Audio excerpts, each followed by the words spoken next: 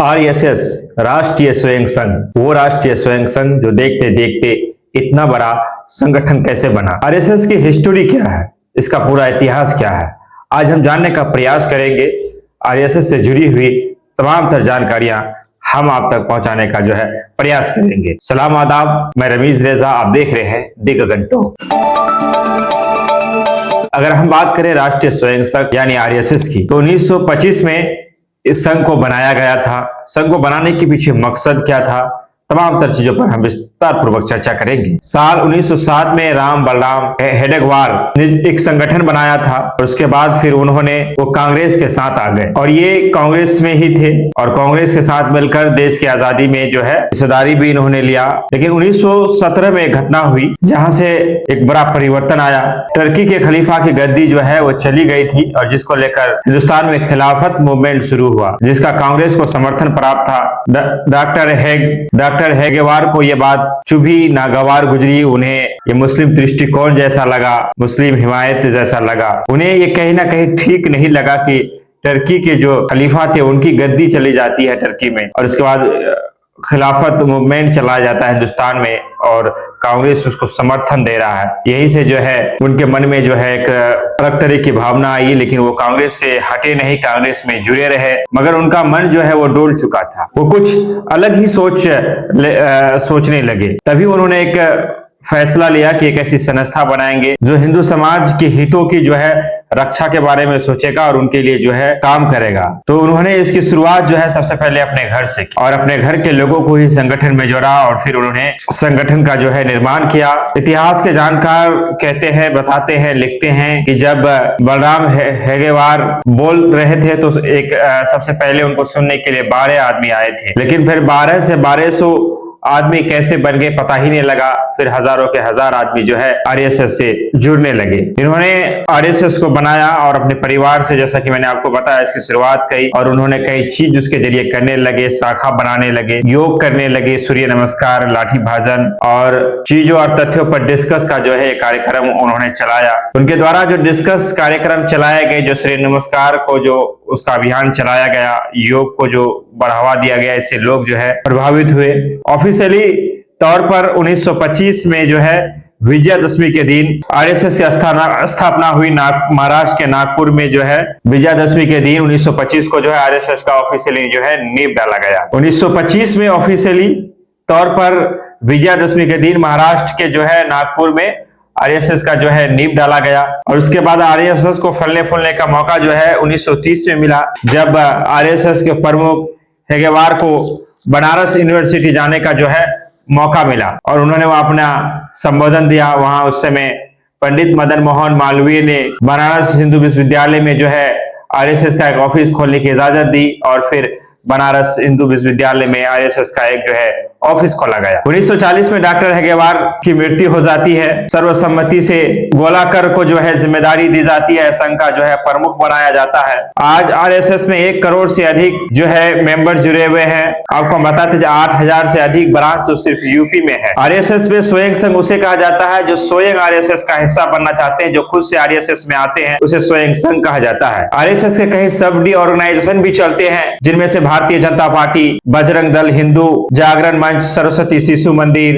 विश्व हिंदू परिषद। आरएसएस का अपना मैगजीन भी है, अखबार है जो आरएसएस निकालता है, जिसमें आरएसएस के बारे में तमाम तरह चीजें जो बातें की जाती है, लोगों को जानकारियां जो है सार्वजनिक की जाती है। आरएसएस के बारे में कहा जाता है कि इनकी काम और इनकी कुशलता को देखकर 1963 में उस समय के देश के प्रधानमंत्री जो कि कांग्रेस से थे, पंडित नेहरू ने भी आरएसएस को दावत दी थी और उन्हें सम्मानित करने का भी जो है काम किया गया था। और ये सिलसिला 1971 चला। उस लाल बहादुर शास्त्री ने भी आरएसएस को जो है सम्मान दिया और कई दफा जो है उन्हें दावत और जो है उन्हें आमंत्रण दिया गया। हम आपको बताते चले कि आरएसएस अक्सर विवादों से घिरा रहता है और उन्हें कई बार जो है बैन भी किया गया था, उन्हें प्रतिबंध लगा दिया गया था। सबसे पहले 1948 में जब नाथूराम गोडसे ने महात्मा गांधी की हत्या की तो उस समय की सरकार ने इसका जिम्मेदार आरएसएस को माना और आरएसएस को उस समय बैन कर दिया गया था। फिर 1975 में इमरजेंसी के दौर में इंदिरा की सरकार ने आरएसएस को जो है बैन किया था। फिर 1992 में जब बाबरी मस्जिद विध्वंस किया गया था तब भी आरएसएस पर जो है बैन लगाया गया था।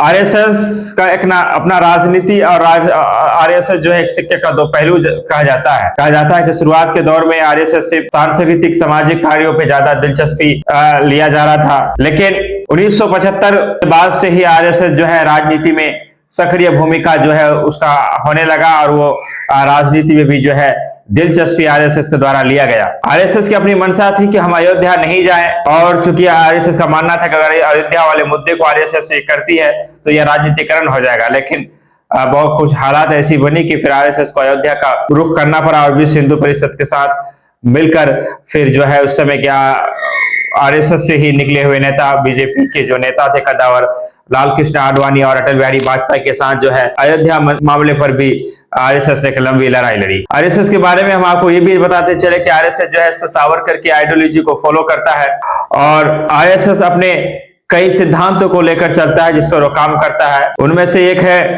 अखंड भारत। अखंड भारत की अगर हम बात करें तो आरएसएस का मानना है हिंदुस्तान, पाकिस्तान, श्रीलंका, बांग्लादेश, म्यांमार और ईरान जो है आदि काल में हिंदुस्तान का अंग हुआ करता था और उन सबको मिलाकर एक देश बनाने की, भारत में मिलाने की सोच रखता है। यही अखंड भारत है, ये आरएसएस के सिद्धांत में शामिल है। दूसरा है जिसे दीनदयाल उपाध्याय ने लाया था, इंसानियत को सबसे पहली तरजीह दी जाए और ग्रामीण रूरल क्षेत्र में किस तरह से विकास की जाए, इसे भी आरएसएस के जो है एजेंडे में शामिल है। तीसरा है हिंदुत्व।